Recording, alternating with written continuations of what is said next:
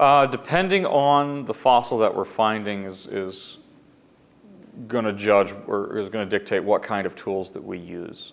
If it looks like the specimen is very delicate, we're going to use very fine paintbrushes and dental picks. If it looks a little more robust, but it's under a very, very, very hard rock, we might even turn to a rock hammer or a chisel.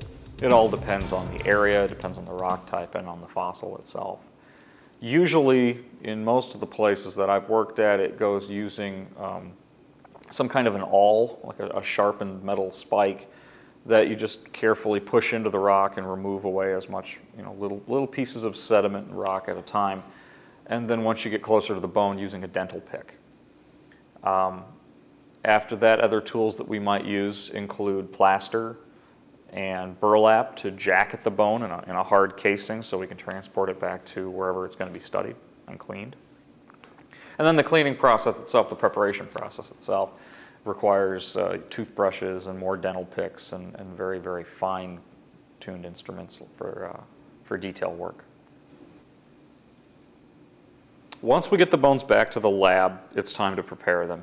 And how we start that out is by opening up those plaster jackets that we made in the field, and then looking at the bones, and every single fossil is its own unique puzzle. There's no set method for every single dinosaur bone out there. You have to approach each one individually.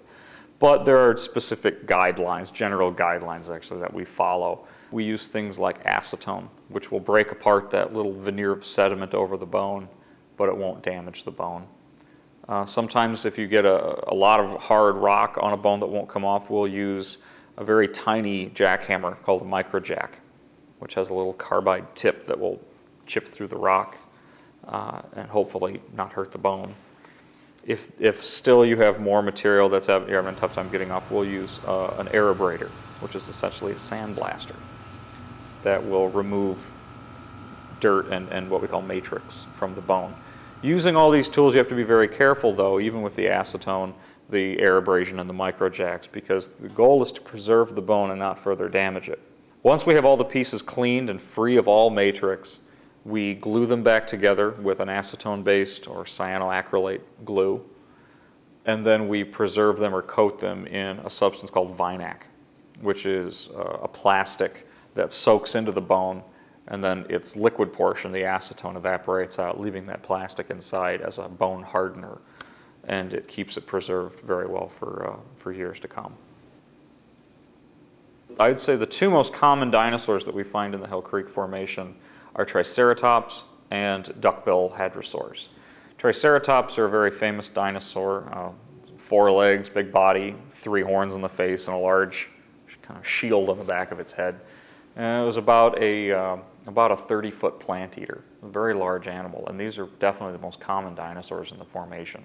They're almost everywhere, like sheep, except giant sheep that are dead. The duckbill dinosaurs, also known as hadrosaurs, are very common too. These are animals that walked on either 2 or 4 legs, depending on what they felt like.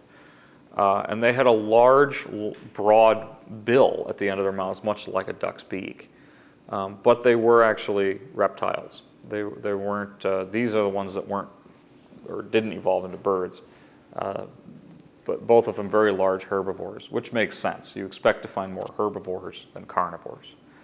As far as carnivorous dinosaurs that we find, we also find Tyrannosaurus rex, probably the most famous dinosaur of all time, which seems pretty common out there simply because that's what everybody's looking for. So there's a bias there. Dinosaur bones, at least the meat-eating dinosaur bones like raptors and T-Rex, have very, very, very similar structures to some of our modern birds. And if we look at when modern birds really start to appear, it's shortly after dinosaurs do. So even though we did have T-Rex running around on the planet in the late Cretaceous and we also had birds, they may have been cousins. If that's true, then birds are actually surviving dinosaurs. So they may not actually be completely extinct. We may not consider them ferocious monsters anymore. And it is strange to imagine that thing sitting at your bird feeder is related to a Tyrannosaurus rex. But the biology, as well as the geology, is starting to really come together, and it seems like almost every week there's a new paper coming out reinforcing how dinosaurs and birds are closely related. So the view nowadays isn't that dinosaurs went extinct, what we call non-avian dinosaurs went extinct. The dinosaurs that didn't survive and become birds went extinct, which is somewhat redundant. The ones that didn't survive died. When you're out in the Badlands and there's a lightning storm coming in, you are the tallest conductor. So the smallest sprinkle of rain and we head for the vehicles. Once we're in the vehicles, if it's raining heavy, that's another risk right there, is trying to get out of this area when you're driving on pretty much a mud road that's wet. It's like trying to drive on 1.5 foot of axle grease. We actually camped, like tent camping, way you're supposed to do it kind of thing, up in the woods. Scientologists, and he's got this on camera, Scientologists believe that emotions are actually the souls of aliens that were enslaved and killed thousands of years ago, and that's what possesses you. So when you feel depressed, you actually have a depressed alien spirit possessing you.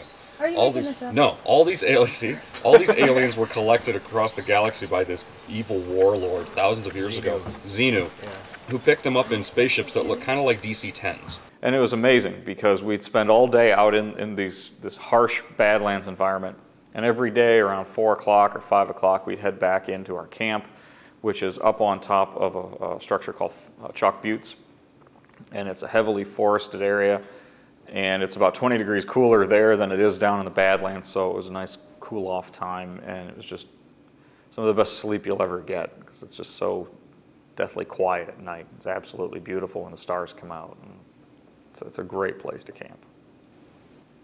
We had this little desert rat that was hanging around at our site.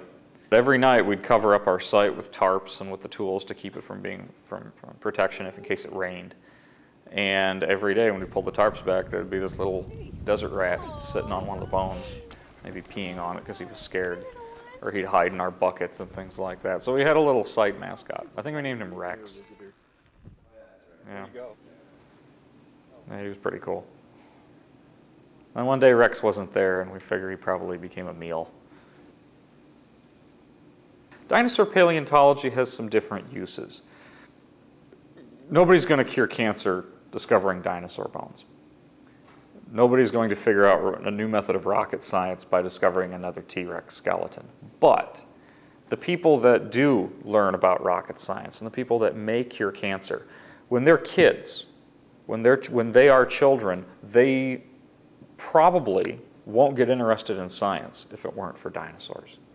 Dinosaur paleontology offers this gateway to younger people, not just younger people, but anybody, where science, which we have a bad habit, at least in this society, of looking at it from it's something that's kind of scary and overwhelming. It's a good introduction to science because you can't study dinosaur paleontology without knowing geology, biology, physics, chemistry, a bit of botany, even some meteorology. You need to know all sorts of aspects of science to study dinosaurs. You may, as you get older then, say, well, okay, well, this is cool, but I really like the chemistry aspect of this. You may go on to be a chemist. You may look at the bones and like how they fit together, and you may go on to be a doctor.